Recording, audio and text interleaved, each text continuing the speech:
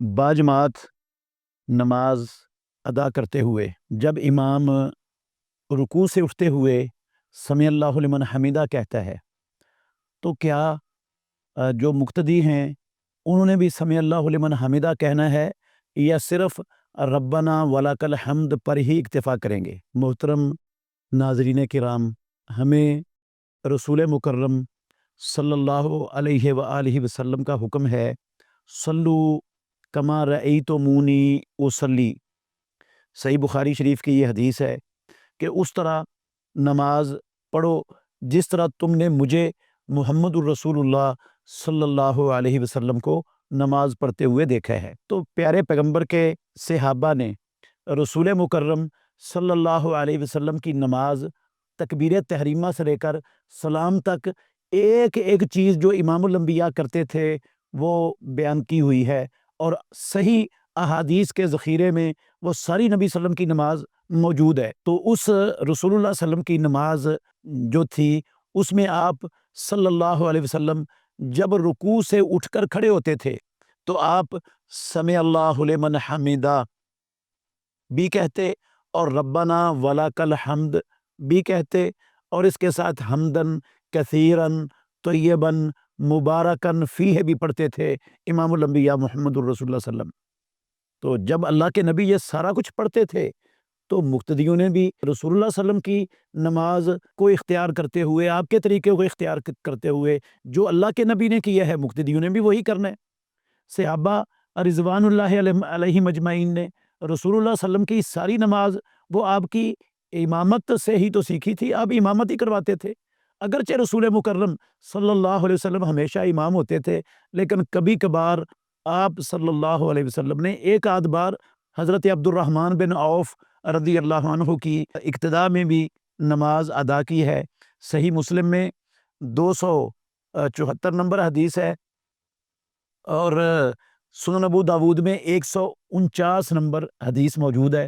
تو رسول اللہ صلی اللہ علیہ وسلم نے اقتداء میں بھی ایک رکعت پڑھی ہے حضرت عبد الرحمن بن عوف کی۔ تو اللہ کے نبی چاہے امام ہوتے تھے چاہے مقتدی ہوتے تھے، جب بھی آپ رکوع سے کھڑے ہوتے تو سمع اللہ لمن حمیدہ ربنا لک الحمد حمدن کثیرن طیبن مبارکن فیہ پڑھتے تھے۔ تو جیسے آپ نے پڑھنا ہے ویسے ہی ہمیں حکم ہے، ویسے ہی ہم نے سب نے پڑھنا ہے۔ صحیح بخاری میں 735 نمبر حدیث ہے، حضرت عبداللہ بن عمر رضی اللہ عنہما بیان فرماتے ہیں کہ رسول مکرم صلی اللہ علیہ وسلم کانا یرفع یدیہ حذو منکبیہ اذا افتتح الصلاۃ۔ رسول اللہ صلی اللہ علیہ وسلم اپنے دونوں ہاتھوں کو اپنے کندھوں کے برابر اٹھاتے تھے جب نماز شروع کرتے، وَإِذَا كَبَّرَ لِلرُّكُوعِ وَإِذَا رَفَعَ رَأْسَهُ مِنَ الرُّكُوعِ رَفَعَهُمَا كَذَلِكَ۔ اور جب آپ رکوع کے لیے اللہ اکبر کہتے اور رکوع سے سر اٹھاتے تو آپ اپنے دونوں ہاتھوں کو اپنے کندھوں کے برابر اٹھاتے، وَقَالَ سَمِعَ اللَّهُ لِمَنْ حَمِدَ رَبَّنَا وَلَكَ الْحَمْدُ، اور امام الانبیاء یہ پڑھتے سَمِعَ اللَّهُ لِمَنْ حَمِدَ رَبَّنَا وَلَكَ الْحَمْدُ وَكَانَ لَا يَفْعَلُ ذَلِكَ فِي السُّجُودِ، اور امام الانبیاء سجدوں میں یہ رفع الیدین نہیں کرتے تھے۔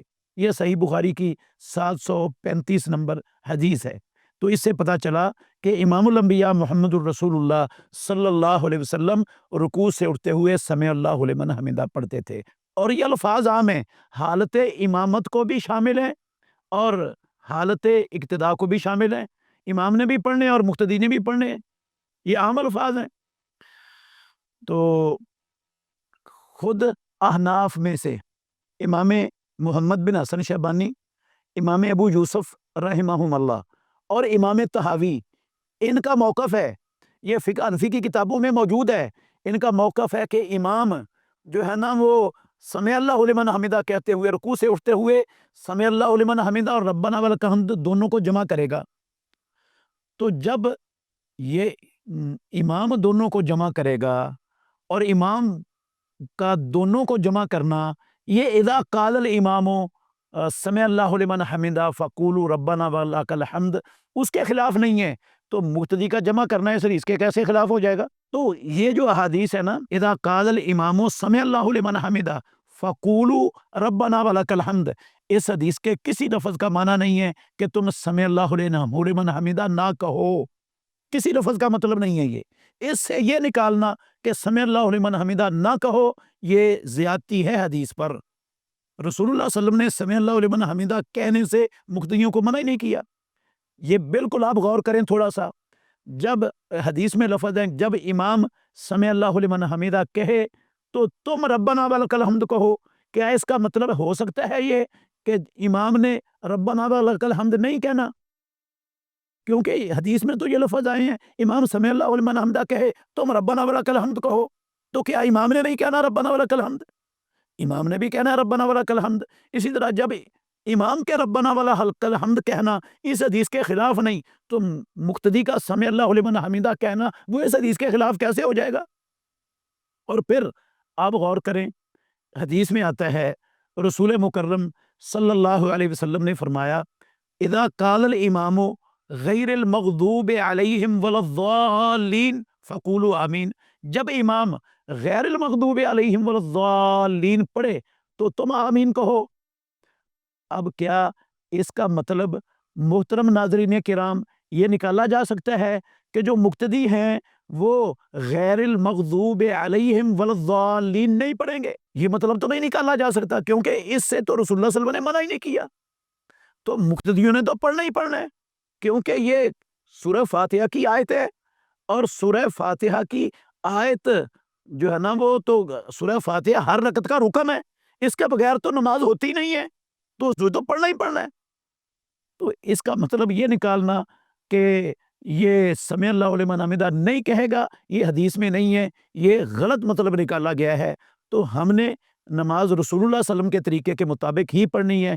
آپ بھی سمع اللہ لمن حمیدہ پڑھتے تھے، مقتدیوں نے بھی سمع اللہ لمن حمیدہ سے ہی شروع کرنا ہے۔ اللہ سمجھنے کی اور عمل کرنے کی توفیق عطا فرمائے۔